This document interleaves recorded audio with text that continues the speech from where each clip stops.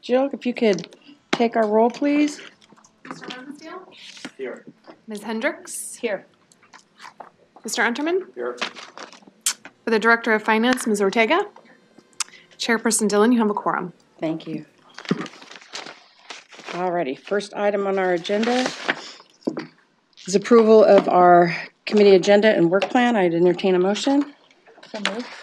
It's been moved, seconded, moved by Sharon, seconded by Paul. All in favor, say aye. Aye. Opposed, nay. Any abstentions? Alrighty, we've approved that. We have our minutes for the June 7th Compensation Committee meeting.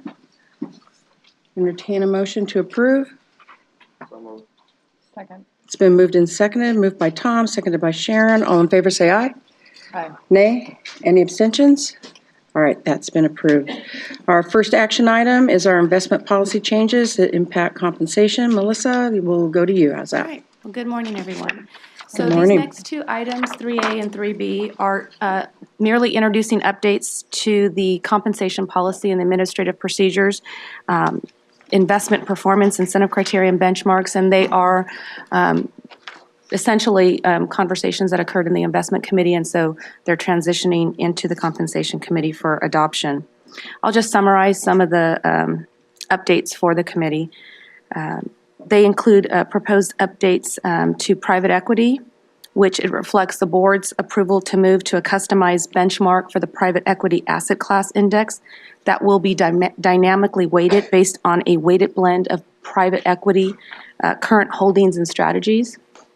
And then the next one is innovative strategies, which reflects an update to its fund description and benchmark definition to be inclusive of private assets that are being added to its strategy. And then finally, inflation sensitive, which reflects an update to its benchmark definition to align with the move to a U.S.-only inflation-linked bond and a commodities index. These, as I mentioned, these updates have been reviewed in the investment committee, and it is recommended that these updates be adopted by the compensation committee to be included in the administrative procedures for the upcoming performance plan year of 17-18. Also attached to the item is PCA opinion letter with the appendices that are in track changes for the committee's review. Neil Rue with PCA is here to respond to any questions the committee may have about these updates. And with that, I will turn it back over to you. No comments. Looks good. So we haven't actually changed the benchmarks yet. Yesterday on private equity, we decided to put it off until November. So this seems to be suggesting that we have made those benchmark changes. I think we had the first reading on inflation sensitive yesterday. I can't recall. I think we did approve that. Okay, we approved that, but we didn't approve it on private equity yet. So how are we, I mean, this seems to reflect that the benchmark has been changed, but it hasn't been changed. So what action would we actually be taking on private equity, or would we be deferring that until November? So, Then let me add, what would be the implications of referring us to November? So, and you all know that as a committee, the reason for these updates being presented at this time is so that it's reflective for the 17-18 performance plan year, which will come back, next year, we'll assess it. It does have a to be determined in the appendices for that customized benchmark to the extent that what that looks like once it is finally approved. We can update the private equity to reflect that benchmark. But to your point, if it hasn't been adopted, I'll defer to Chris because I think he wants to say a few words about it. But Yeah, so Chris Elman, Chief Investment Officer for the plan. You approved the broad structural changes in June. You haven't approved yet the sub-allocation breakouts. That's what was held up in that. And in fact, we were just looking at what you approved in June was silent on that, but you did say in the June benchmark you wanted it broken out by those. You just didn't define how. And so we can still calculate it using the interim targets. You know, I was discussing with staff, of all the things discussed in the private equity, it seemed like there was consensus on that issue. We can leave it in the comp policy that it is to be determined, so the employees know that it will still yet to be set.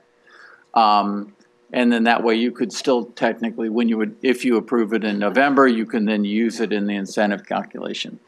So part of it is letting the employees be aware. The comp committee intends to use a private equity benchmark, and we haven't yet determined the exact sub-breakouts, so they're on notice of that. Can I suggest something slightly different, but I think getting in the same place? So I agree, the conversation yesterday about the private equity policy, there was no debate about the benchmark question. There was discussion about other things. And you offered to say, you know, we got time to make this right, and this was only the first reading. So that was fine, but I think you're right. On the benchmark issue, there wasn't any discussion. It's just that I think it's very important that that an incentive compensation system be reflective of what we are asking staff to do. So I don't think we can put in place an incentive compensation that says work towards this benchmark, but we're going to change the benchmark in the middle of the year. What I would like to suggest is that, and it's maybe a little bit out of the order in which we normally do things here, is to say, let's, for the purpose of compensation, say that the benchmark is the benchmark proposed in the policy that we talked about yesterday. And we'll probably approve that in November. But so we get there, but we define it. And, you know, if we ultimately change the benchmark or don't change the benchmark in that way in November at investments, well, maybe we'll have to next year come back and change this benchmark. But we can't be referring in this policy to changes in the benchmark that haven't been adopted yet in investments. Yeah, I think there's a lot of merit in that. We've struggled for years on making sure that we close our thinking before we begin a performance period, and we've had a lot of legal review of that over the years. And it'd be great, I think, not to cross that boundary too much, you know, and get into a fuzzy area. And I personally, I think that's helpful to have a clear expectation, and also from a legal perspective as well. Yeah, I can say from the staff perspective, we fully support it. We recommended that to you, and PCA and Makita, your specialty consultant, opined as well. So, you know, that's what we're managing the portfolio to. So that's very reasonable. So Chris, for the sake of just getting it into our record, can we give you a couple minutes so that you can actually tell us what it is instead of the TBD? I didn't bring up my book. So Thank it would be you. on page, Yeah, it's the INV 12. So it is the State Street SPIEX index adjusted for vintage year and fixed weighted at the sub-asset based on the policy targets. so Paul? It's a custom State Street index. It'll just be a different ZY code. So Paul, clarify. is that, Yeah, that's what I think we should do. you still have the floor, would you want to? Do Make a motion. Do I need to Yeah. make a motion? Then I will make. I will let you make the motion. Well, I move to amend the policy to reflect that definition of the benchmark as opposed to the The new definition, right? benchmark that's formally in place in our private equity investment policy. Is there a second? Yes, second. Is there any further discussion? All in favor say aye. Aye. Opposed, nay. Any abstentions? Alrighty, so we have that figure, or that benchmark, into the grid that we have. And then, is there any further discussion on the grid? Paul, you good? That's the question. Seeing none, I'd entertain a motion to approve. So moved. Second. There's more than one grid, by the way. All right. No, seeing no further discussion, all in favor say aye. Aye. All opposed, nay. Any abstentions? We've approved those changes. Back to you, Melissa, for Part B. Okay. So item 3B introduces a recommendation to update the Chief Investment Officer and the Deputy Chief Investment Officer incentive performance criteria. Staff, as we were putting this together, does recognize that the committee is going to be conducting a comprehensive review this year of its incentive plan framework.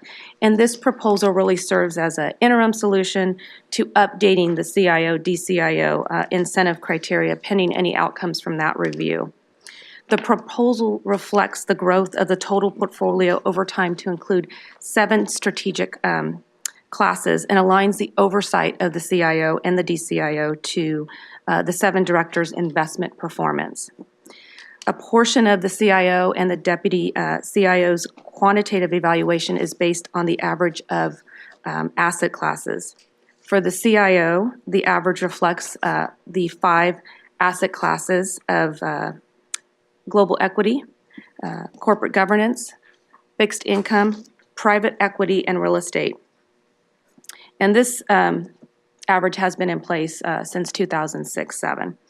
For the DCIO, the average reflects 3 asset classes of global equity, corporate governance, and fixed income. And the DCIO's performance measures were put in place when the position was established in 2013.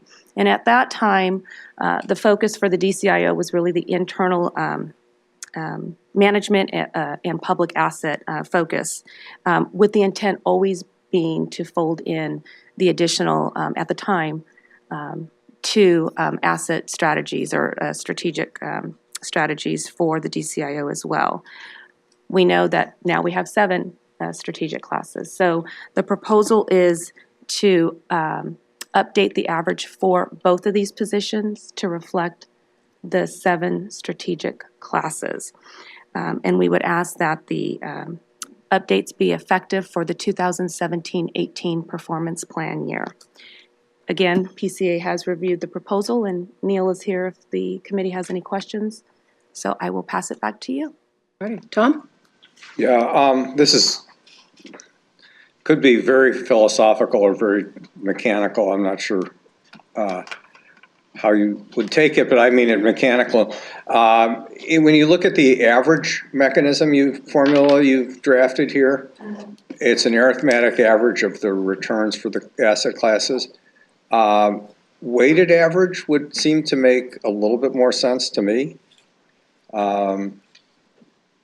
Just because you would hate to see a very small asset class have a disproportionate weight.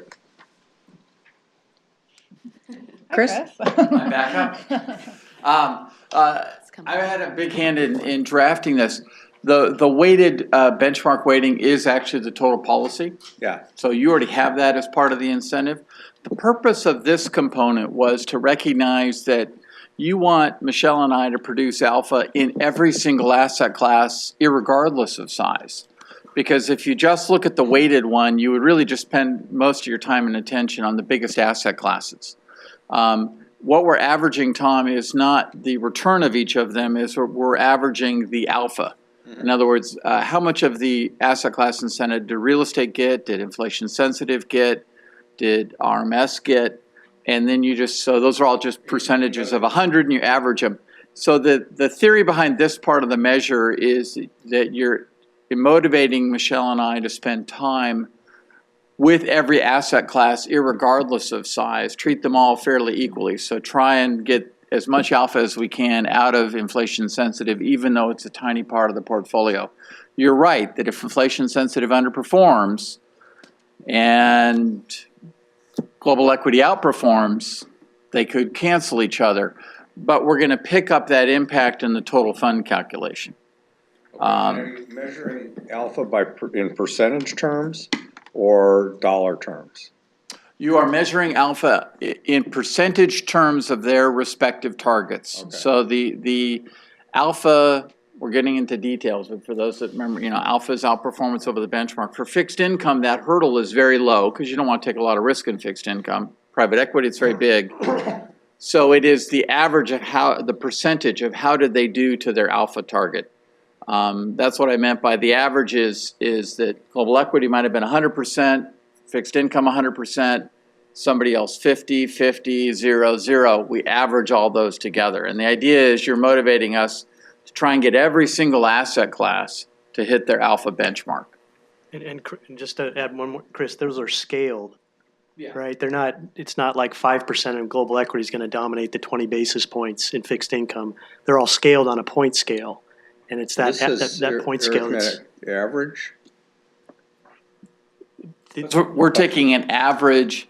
Of a point Think of scale. it as that we're taking, each asset class director gets a percentage, they get an incentive for getting their asset class to perform. Right. We're just taking an average of all 7 of them.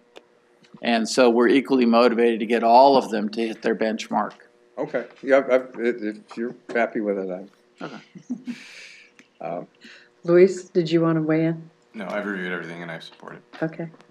Any further comment? Sharon? I'd move approval. It's been moved by Sharon, seconded by Paul. Is there any further discussion? All in favor say aye. Aye. All opposed, nay. Any abstentions? We've approved that policy. Thank you, Melissa. Moving right on to policy review, investment performance impact on incentives. Yeah, so this item reflects the committee's request to engage in a discussion, thank you, Neil, about the board's authority to defer, reduce, or eliminate incentives based on qualifying trigger events, and whether there's a need to modify or retain this discretion. Just as a little bit of background, for this policy, this component, in 2009, the committee requested that its comp consultant, McLaughlin Partners, present ways that the board could modify its incentive pay plan. The request was in response to the financial collapse that had occurred in 2008. And at the time, the board did not have the ability to consider other incentive pay concepts to respond to these types of events in which CalSTRS experienced significant portfolio losses in an expeditious manner. After a very thorough review of various approaches and in consideration of implementation impacts to the incentive plan, a discretionary component was eventually adopted and included in the compensation policy in April 2010. Specific criteria was established to trigger the board's discretion. Specifically, the qualifying triggers are investment performance, reputational risk, and ethics violations. Since its establishment, only investment performance triggers have occurred for the past 5 years, and no action was taken by the committee towards incentive awards. One of the things the committee should consider before we begin discussion on this is we are having the comprehensive review that is beginning in, of course, this work plan year. And to the extent that any decisions you make here, the timing of that review, the board may want to consider that. The other consideration is that the qualifying triggers focus on a one-year outcome, while the incentive plan is aligned to the board's longer term investment performance expectation of 3 years. So staff is seeking direction on how the committee wishes to proceed relative to this component in the policy. So at this time, I'll turn it back over to the committee for questions. All right. Luis, do you have an opinion you want to weigh in on it before I go to questions?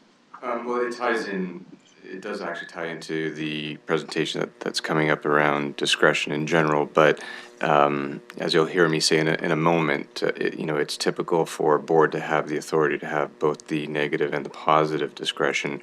I think, it's not just this year, but in prior years also, I think I don't know if the right word is struggled, but, thought about a lot whether or not, because of the investment benchmarks issues, whether some discretion needs to be applied. So I think that the question will be here whether, that discretion should maybe, depending on what you decide on at the end of my presentation, whether that discretion should maybe start to be applied this coming year versus deferring it to 17-18.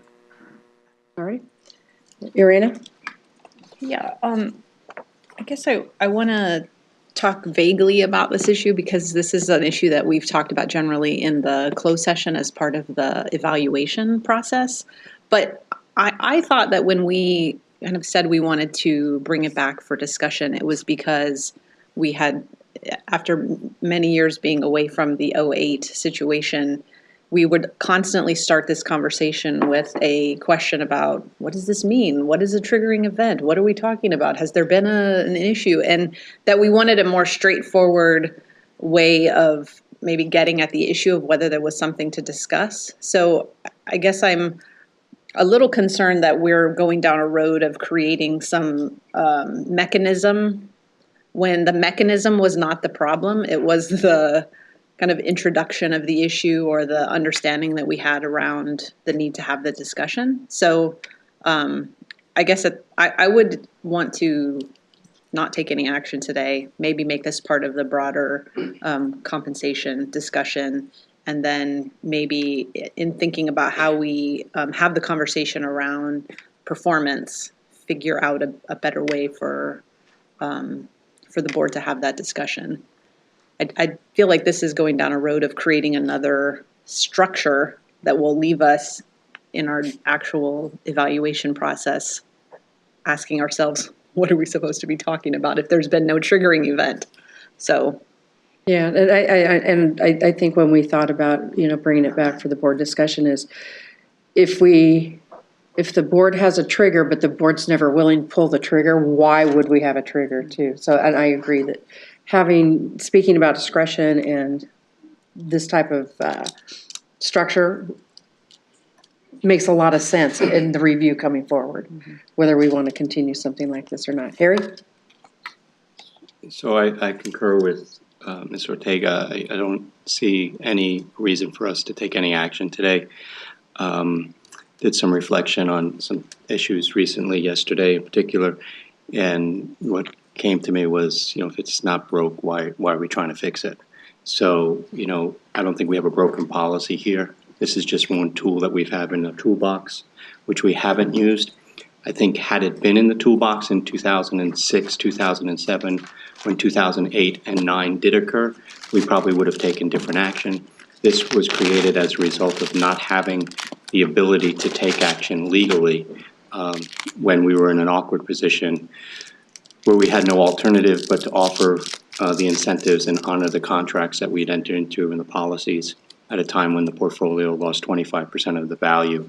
We were, had to justify, rightfully so, we honored what was committed to people. But we said at the time, if we ever were in this position again, we'd like to be able to at least say, and the employees knowing full well, we haven't used it since it's been adopted because there's really hasn't been a compelling reason to do so. Let's hope we're not in the same position that we were in 2008. We never have to live through that again, or we have to make that decision. But I think if we had this policy and the portfolio had that type of shock, I think we would take a different approach. And by tweaking and changing this, we would just restrict our ability. So I support Ms. Ortega's suggestion that we take no action. Alrighty. There are no other speakers. I'm going to toss it out just for thought.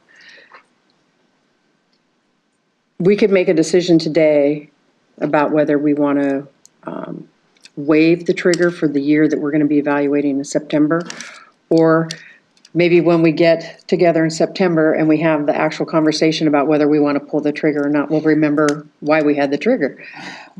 Is there any desire from the committee to waive that for the year that is past, I guess, this most current year? 16. Brian? I'm sorry. No, go ahead. I just want to make sure we're clear what trigger we're waiving, Yes, not the ethical and reputational trigger. yes, yes. The investment results, Thank you. yes. Alrighty, seeing none, we're going to let it sit, and we will have our discussion in September, and it'll get wrapped up into the larger review that we'll be doing. Alrighty, thank you. And thanks for bringing that back, Melissa. Alrighty, number 5, review of the CEO, CIO personal performance targets criteria. So Each year, the board does review prospective performance for the CEO and the CIO. And this year, during the review, the board requested staff review and provide proposed options in 2 areas. The first was to provide proposed updates to the competency criteria for the CEO and the CIO. And the second was to evaluate the CIO incentive performance criteria. This item covers that first part, which is to consider updates to the competency criteria. During the review, the board did request that the CEO-CIO be updated to reflect the board's expectation that the CEO and CIO grow a diverse and engaged staff. Other leadership and team building qualities were discussed as well. However, upon further review, it's been determined that the current competency criteria scope covers the board's additional feedback and expectations. Attached for your review is a copy of the CEO and CIO competency criteria. And you'll notice in track changes that they're reflected under staff development. It has been updated to capture that diverse and engaged workforce for the CEO and CIO. And in addition, for the CIO, under the management competency criteria, that was updated to reflect that more external focus on diversity, influence, and corporate board diversity. Staff is recommending that the committee adopt the revised competency criteria for use in the 2017-18 performance plan year. And with that, I will turn it back over to the committee for questions. Thank you. I think that reflects exactly the direction we had suggested, so I'll move adoption. Second. So it's been moved by Harry and seconded by Tom. I'd like us to take a look at Comp 36 and the management criteria that we have for the CIO. And we did include specifically the corporate board diversity. That's been a board initiated, for lack of a better term, initiative. We also have other focus areas that we have given the CIO and the investment team. We've talked about executive compensation. We've talked about other things that we're asking, or particularly our corporate governance team, to be focused on, not just board diversity. So I'm concerned, or am wondering, do we really want to word it as corporate board diversity and only have that be the measure, or do we want it to be the initiatives that the board creates that we're challenging Chris and his team to accomplish for us? I just think it's a broader category than just corporate board diversity. Oh, sorry, Harry. So I'm looking at you because I'm not looking at this. Yeah, no, that's a good catch. I think we can amend that pretty simply by just striking the corporate board diversity. That would instead it would read including the corporate governance initiatives highlighted by the organization, or something that just captures all of the corporate governance we've asked them to do. Yeah, initiatives. So I would just suggest that including the corporate governance priorities of CalSTRS. I think the sentiment you can capture that they can come up with the exact wording, but would encapsulate all of the corporate governance initiatives, say on pay, diversity, the ones that Ms. Sheehan listed, without having to list them all there. Right. So Chris, I'm going to ask you, are you understanding what it is we're trying to include there? Keep doing what you guys are doing. Right. Yeah. Keep doing what you guys are doing in corporate governance. Yeah. We're just not explicitly. When we're giving you specific instructions in a direction we want you to go. But it's important that when the person sitting there is not you and the person is not Ann Sheehan, but whoever comes in, it's there. Yes.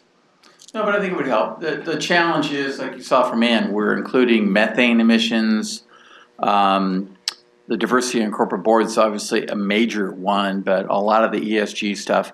So you got to find a balance between how long do you make that list? Right. Maybe, when I look at that, because it's level 3, is part of it is getting back to what you want is a high profile. We used to always talk a lot about brand. You want a high profile, effective corporate governance outreach effort. But I also recognize, within the management, just like we're talking about, that's just one part of the branch. You want a highly effective outreaching fixed income team, equity team, private equity team. So I come back, right now I've already started to put little paragraphs down to write to you about how I'm doing on all of these, and I realize it's very holistic. So the words matter, but it's holistic. So Harry, what if we don't necessarily land it in corporate governance, but say something like board-driven initiatives? Or investment committee. That's fine. And then it's a little bit broader category? Yeah, I'm comfortable with that. Chris, you understand where we're trying to head? Yes, I would like to say I only do whatever is written on here, so. Oh, yeah, right. I'm a government employee, put it in my job description, otherwise I'm not working on it, no. All right. Tom is the seconder of that motion. Are you okay with that? Yes. All right, is there any further discussion? All in favor say aye. Aye. All opposed say nay. Any abstentions? All right, the motion passes. Thanks, Melissa. All righty, 5B. All right, so last item here. This item reflects that second part of the board's request to evaluate and provide options for the CIO's incentive criteria. The evaluation reflects the board's desire to ensure that the CIO's performance measures are effective and provide the board with the flexibility to recognize the CIO for exceptional contributions and exceeding the board's expectations. As referenced on Comp 37, the item does include the current incentive criteria for the CIO. And Luis is here, your primary compensation strategist. He was asked to support with this evaluation. Specifically, there are 3 alternatives that are being presented to the committee for your consideration. The first alternative proposes changes to performance weightings, shifting a portion of the total fund asset class quantitative to the qualitative personal performance. And the second and third alternatives maintain current incentive criteria and weightings. However, one alternative introduces a formal performance modifier, and the other utilizes a board discretion. Attachment 1, GGA's report, provides a review and summary of the alternatives with descriptions and examples. GGA is recommending alternative 3 for the committee to adopt, and staff is seeking the committee's direction on how they wish to proceed with regards to making any changes to the CIO incentive criteria effective for the 2017-18 performance plan year. And with that, Luis is here to walk you through the presentation, so I will hand it over to him. Thank you. So I'm not going to go page by page through the presentations. It's been pre-circulated, but I do want to make a couple of important points. So as I mentioned a few minutes ago, this actually links in perfectly into the earlier discussion around what you currently have, which we refer to as kind of a negative trigger or negative discretion. We were not involved in the that current approval, the negative trigger when it was done by the board's prior advisor. But typically, what a board would have is both a negative trigger and a positive trigger, and they truly are meant to be, working exactly how I think Harry just mentioned earlier, which is you don't actually want to be applying them on a regular basis. They truly are meant to be special one-time situations, maybe every 5 years, maybe every 10 years, but they really are meant to be a tool in a board's toolbox in case there is that completely unplanned event. But that unplanned event isn't necessarily just a negative event. It could be also on the positive side. So what we've done here, at the board's request is label this or deal with this as it pertains to the request, which is around the CIO. But as we go through it, you'll see that I'll ask you to basically look at it in a broader context that we feel it should be looked at. So what we've outlined here in terms of three alternatives, these alternatives are actually what you would typically find in the marketplace amongst your peer group. And I'll explain kind of the rationale that's typically applied in your peer group as to why they would have each one of them. And I'll also explain to you why we're recommending alternative number 3. So I'll skip over the overview of the CIO performance monitor, since you're well aware of that and have already pre-read the materials. But in terms of the first alternative, so a revision to the performance weighting. So there are some organizations in your peer group that would have the board discretion to basically modify the performance weightings. Paul, I have you after Harry. Harry, do you want to wait to the end of Louise's? Paul, you want to ask your question now? Hang on a sec. Let me get you out there. There you go. Before we get into these three, you said we would use this in the event of a positive event that was an unusual positive event. Looking at the current pay for performance monitor, seems to kind of cover positive events. Can you give me an example of what might be a positive event that wouldn't be on this monitor? So maybe the use of words of positive events is incorrect, but say positive trigger. So where there's something that has occurred in the performance period that for whatever reason the board wasn't able to capture it in the scorecard. So I think the one that keeps coming up, frankly, historically, is the benchmarks, where you feel that maybe the performance of the individual, I'm going to just broaden it out in terms of not job specific, but just to any individual, that the performance of the individual has actually been very good in all areas, but for whatever reason, a board has, at the beginning of the year, not set out the criteria the way to reflect that. Again, it's a rarity, but you want to have that tool in your toolbox to make that adjustment if that was the case. So again, if you thought that the benchmark issue was one where you said, okay, for whatever valid reasons, the benchmarks don't make sense in terms of what they were set at, and I feel handcuffed as a board to make an adjustment, you'd have that ability, if you wanted to apply that discretion on the positive side. So it would be our failure to have set out good benchmarks. Correct. I think that's really what this is about, It mostly. could be failure to the benchmarks. It could be a failure to the weightings. It could be something in the exterior environment. So it could be, we've had situations in boards where they say, we actually think that the end result in terms of again, back to the investment results, don't reflect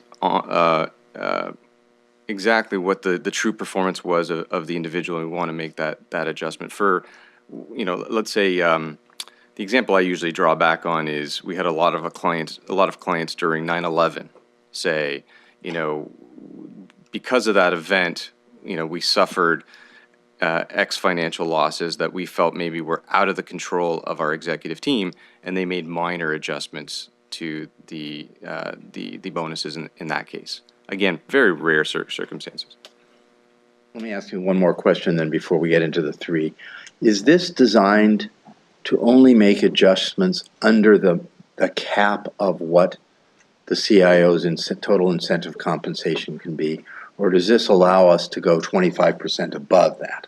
No, it's just meant within So if the formula gets us up to 100% of the cap, this wouldn't enable us to then say, but the job was done so well that we're going to pay 25% above the cap. Always stays under the cap.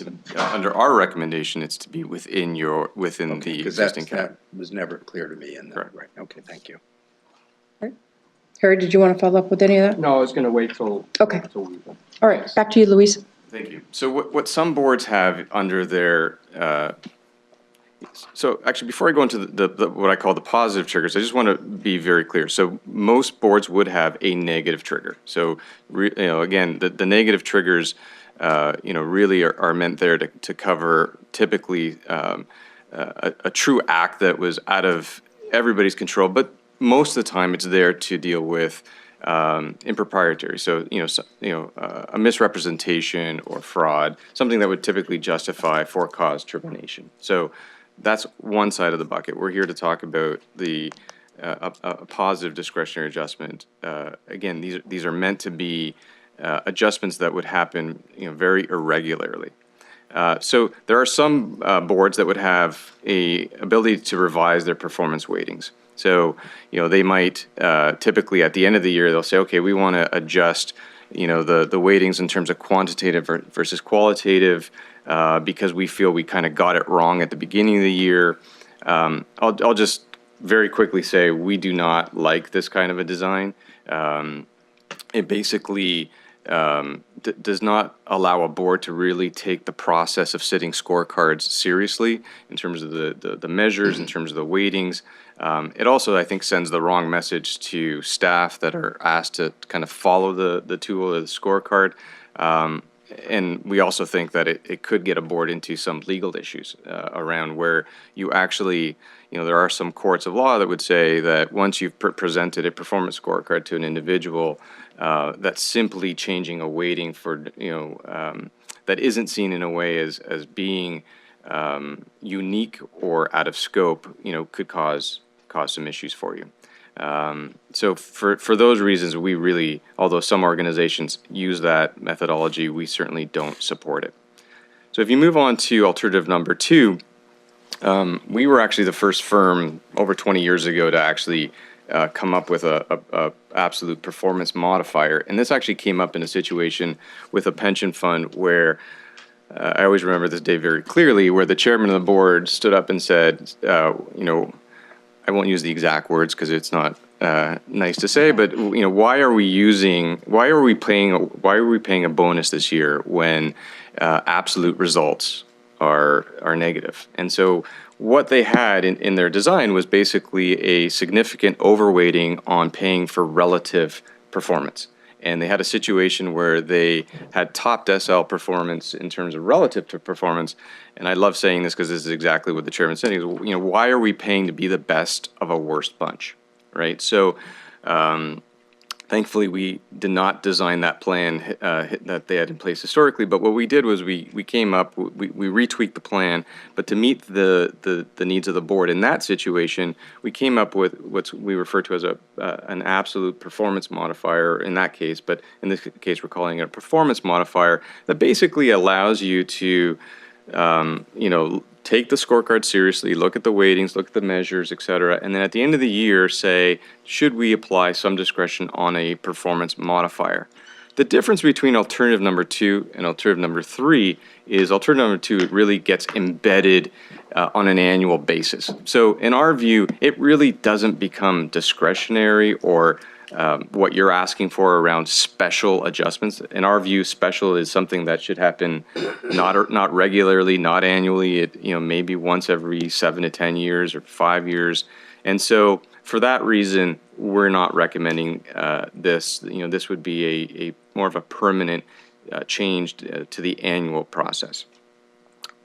So clearly, we're recommending alternative number 3. Alternative number 3, frankly, is what had we been involved in the process in what you currently have in place on the negative trigger, we would have recommended. So it's really quite simply allowing you as a board to have the discretion that we think you should have, or a tool around discretion that we think you should have, that if something in a 5 to 10 year period comes at you that you say, we really, like the downturn of 2009, this final number just doesn't make sense to us. We really need to deal with it. That you'd have the ability to apply either negative discretion or positive discretion. This truly is meant to be a special situation, not something that is applied annually.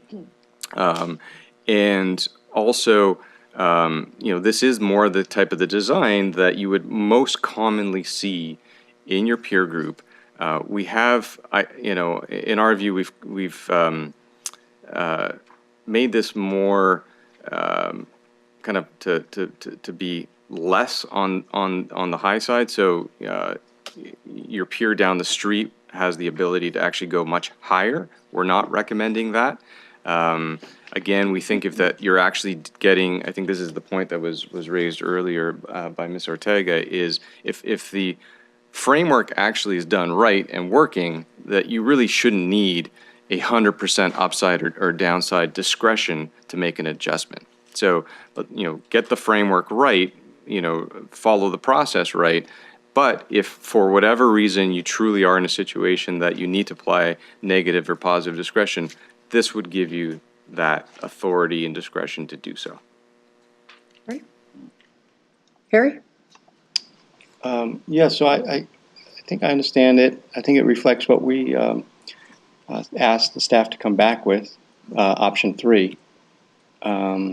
Looking at Melissa, and 3 captures our conversations in closed session. Most closely captures, yes. Yeah. So I would like to move support for the recommendation of adoption of alternative 3, which I believe accurately reflects the majority of the voices that express themselves and ask that this item come back. Yeah. The only thing I will also clarify is I know the board asked us to come back to comment as it pertains to the CIO, but most of your peers, including CalPERS, would actually have something like this that covers broader than just the CIO. So I just want to point that out to you. So I'm moving the recommendation by. Okay. Is there a second? Is there a second? Second. Alrighty. It's been moved and seconded. Paul? So I have a lot of questions, so bear with me here. We already have discretion, a lot of discretion, it seems to me, in the qualitative side. I mean, we've got a qualitative weighting that is pretty broad. It says that it covers management, communication, policy matters, staff development, leadership. Pretty much what we do. We could add to that. We could add to that performance. I'm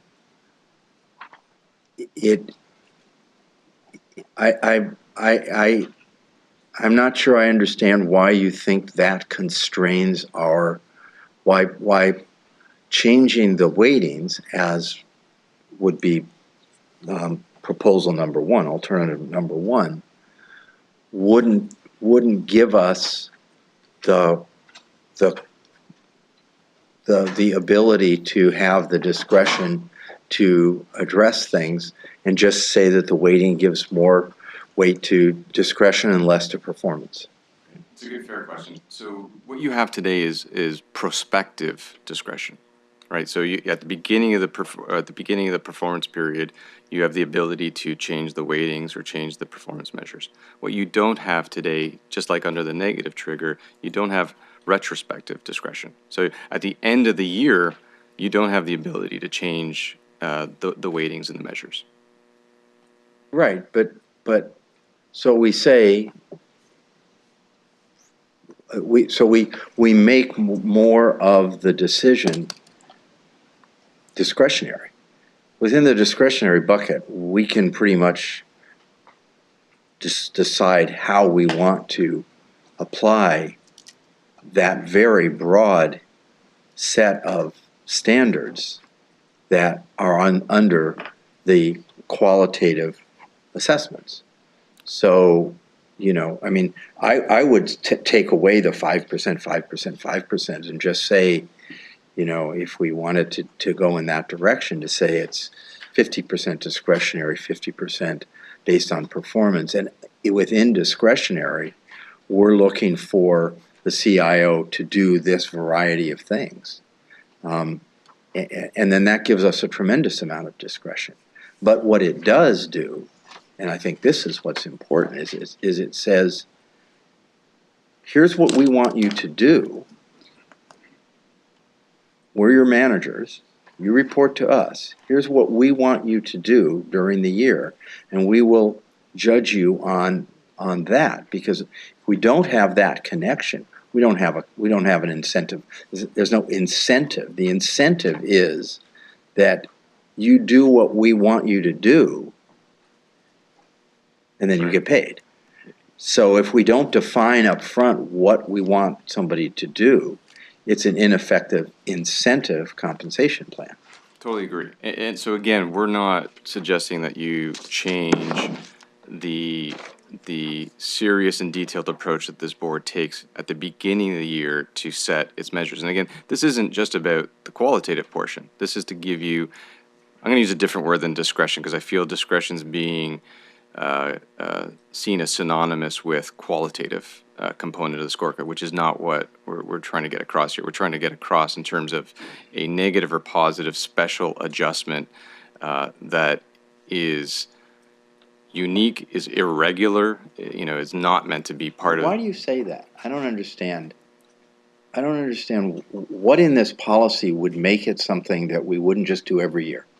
I mean, let's say we just like our CIO and we always want to pay him or her the maximum, and the formula just doesn't get there. Why wouldn't we just every year utilize this to pay that person the maximum? Because then I think it contradicts the point that you've already just made, which I fully agree with, which is really at the beginning of the year, seriously taking a look at the weightings, the measures to make sure that they're, as accurate as they can be so that the counterparty, truly takes them seriously and follows them, versus going through a process where the counterparty is always saying, well, I'm not going to take these too seriously because I know that at the end of the day, the board can apply discretion. That's exactly what my worry is. That's exactly what my worry is that if you say, well, you don't have to perform as we've asked you to perform, and you can still get paid because I'm a nice guy and I've got an explanation for why I did a great job at the end of the year, and so you're always going to pay me, and we pay that person once, and I can tell you, because I've been on the side of making incentive compensation payments, that person's going to expect that compensation all the time. So I think we go down a really slippery slope here of getting away from a relationship between incentive compensation and what we ask somebody to do at the beginning of the year, which includes managing uncertainty, managing problems that come up that we didn't anticipate. And I'm perfectly open to alternative one and changing the weightings, but I think alternative two and alternative three really get away from the whole reason why we have an incentive compensation plan. And I also really don't understand the difference between 2 and 3 and how you would calculate them. The difference. So again, we feel that alternative number 3 is the best solution, the best alternative, because of the point that you've just raised. So alternative number 3 should only, just like you've applied only the negative discretionary once in 9 years, the same type of timing would be applied in terms of any type of positive discretion. It's not something that you'd want to apply every 2 years, 3 years, 1 year. It would be something that you might apply once in a decade. There's nothing that prevents us from doing it every year. There is now. You don't have it. You do not. No, I mean, alternative 3, if we adopted it, there's nothing that makes that have to be any kind of special finding. We could No, it would be under the policy, under our recommendation, there would be. It would be basically something that is completely out of the scope of the approved scorecard. So, Paul, I know you have other questions, but I'm starting to get people stacked up. Can I ask one? Can I ask? I just want to say, I think you've made your point of how you feel about that. So go ahead and ask your question, but you said you had a bunch of them. I want to make sure you get all of them answered. Can you explain to me how the calculation of 2 and 3 differ? Sure. It's really a difference in terms of it being something that happens every year versus something that's to occur only, say, once a decade. I'm not asking that. Could you walk me through how number 2 is calculated? Walk me through how number 3 is calculated. So if under number 2, let's say the individual's end of year bonus calculation comes to $100,000, then the the board on an annual basis would make a decision whether or not to adjust that on a negative basis or up to an additional 25%, not going over the approved limit. And under the third alternative, the board would not look at that on an annual basis. It truly would be something that the board would come back and say, under the measures or weightings in the scorecard, we feel that there's something that we've missed and we want to apply some either positive or negative discretion. So I'm still having a hard time. Can you point to me where in the policy it says it wouldn't be done on an annual basis? In the current policy? No, under number 3. You're saying that number 3 would not be done on an annual basis. I think we would add that to the policy. That's what he's saying, that the difference between 2 or 3 is. When we actually write it into the policy, 1, if we went with 2, we would say it would be done on an annual basis.